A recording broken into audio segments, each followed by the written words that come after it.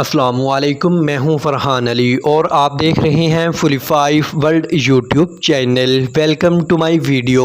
तो फ्रेंड्स, आज की वीडियो का जो टॉपिक है वो आपने थंबनेल पर तो देख ही लिया होगा। तो फ्रेंड्स, आज हम इस वीडियो में आपको ये बताएंगे कि डॉलर्स कंपनी के एयर कंडीशनर में आने वाला कॉमन एरर कोड E5 आने की क्या वजह हो सकती है। तो फ्रेंड्स, आज की वीडियो छोटी सी ज़रूर है मगर बहुत ही इंटरेस्टिंग होने वाली है। तो फ्रेंड्स, वीडियो को लास्ट तक वॉच करें, इसे कहीं से भी स्किप मत करें ताकि आपको इसकी सही से समझ आ सके। तो चलिए फ्रेंड्स, वीडियो की जानिब बढ़ते हैं और वीडियो को स्टार्ट कर लेते हैं। तो फ्रेंड्स, अगर आपके डॉलर्स कंपनी के एयर कंडीशनर के इंडोर की डिस्प्ले पर अगर आपको E5 का एरर देखने को मिले तो फ्रेंड्स, जो इसका फॉल्ट है वो है indoor to outdoor communication faulty. तो फ्रेंड्स, इसका मतलब ये हुआ कि हमारे एयर कंडीशनर में जो इंडोर टू आउटडोर जो वायर है या हमारे इंडोर में से जो वायर निकल रही है हमारे बोर्ड की तरफ, जहां से हमने इसे 220 सप्लाई दी हुई है, हमारा जो मेन बोर्ड है, इन वायर्स में, तो फ्रेंड्स इनमें से अगर कोई वायर्स ख़राब हो जाए, ब्रेक हो जाए, टूट जाए, स्पार्क होती हो, तो इन कंडीशंस में हमारा जो एयर कंडीशनर है वो E5 का एरर शो करता है।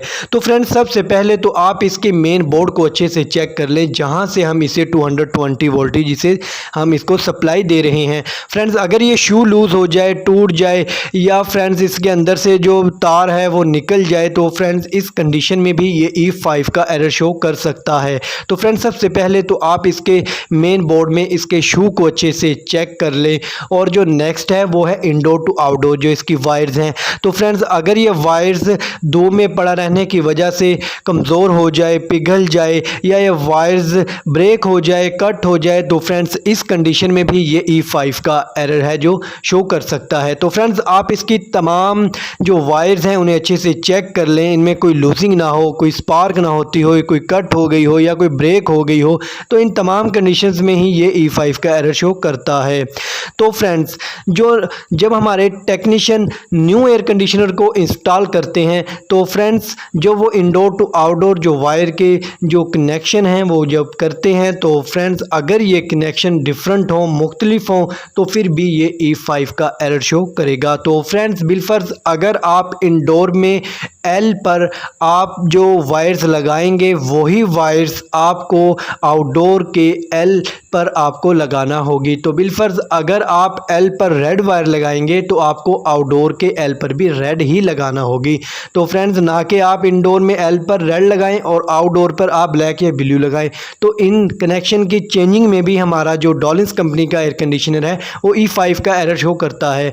या फ्रेंड्स, इनकी जो वायर्स हैं वो लूज़ रह जाएं तो आप सही से उन्हें टाइट ना करें तो फ्रेंड्स इस कंडीशन में भी ये E5 का एरर शो कर सकता है। तो फ्रेंड्स, आपको इनके तमाम वायर्स को अच्छे से चेक करना होगा। तो फ्रेंड्स, फिर जो हमारा एयर कंडीशनर है वो E5 का एरर देना बंद कर देगा जब आप इनकी तमाम वायर्स को अच्छे से चेक कर लेंगे, इन्हें सही कर लेंगे। तो फ्रेंड्स, बिलफर्ज अगर आप इन तमाम वायर्स को अच्छे से चेक कर लेते हैं, इनमें कोई फॉल्ट नहीं है, सब कुछ ठीक है, फिर भी हमारा डॉलर्स कंपनी का एयर कंडीशनर जो है E5 का एरर शो करे, तो फ्रेंड्स जो इसका नेक्स्ट फॉल्ट है वो इसके आउटडोर की PCB किट में फॉल्ट हो सकता है। तो फ्रेंड्स, आपको इसकी PCB किट में जहां से इसको सप्लाई हमारे पावर मॉड्यूल में जाती है, तो फ्रेंड्स अगर ये इन वायर्स में कोई ब्रेक हो जाए, कट हो जाए, ये वायर्स का जैक PCB में से उखड़ जाए तो इस कंडीशन में भी ये E5 का एरर शो करता है। तो फ्रेंड्स, आप स्क्रीन पर भी देख रहे हैं। तो फ्रेंड्स, जो आप वायर्स के साथ एक फ्यूज़ लगा हुआ है, अगर ये फ्यूज़ उड़ जाए, जल जाए, तो फ्रेंड्स इस कंडीशन में भी ये E5 का एरर शो कर सकता है। तो फ्रेंड्स, आपको इसके फ्यूज़ को भी अच्छे से चेक कर लेना होगा। तो अगर ये जला हुआ हो या ख़राब हो जाए तो आप इसे भी रिप्लेस कर दें, इसकी जगह आप न्यू जो फ्यूज़ है वो लगा दें।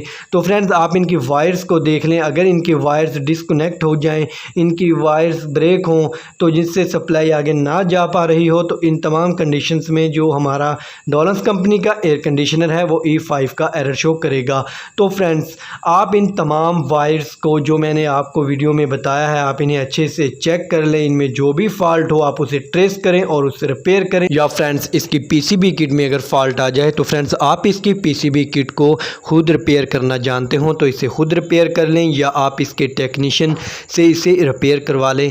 तो फ्रेंड्स, जब आप इसकी किट को रिपेयर करवा लेंगे, आप इसकी तमाम कनेक्शंस के वायर्स को अच्छे से चेक कर लेंगे, वो सही होंगे। हमारे पीसीबी किट में अगर फॉल्ट हुआ तो आप उसे भी रिपेयर करवा लेंगे।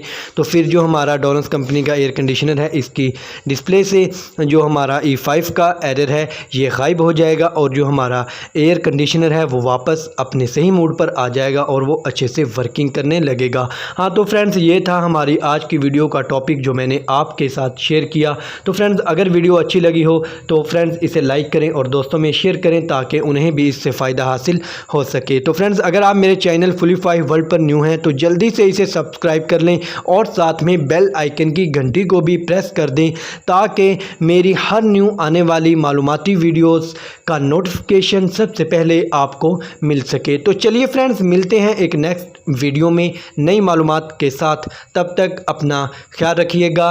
अल्लाह हाफिज़।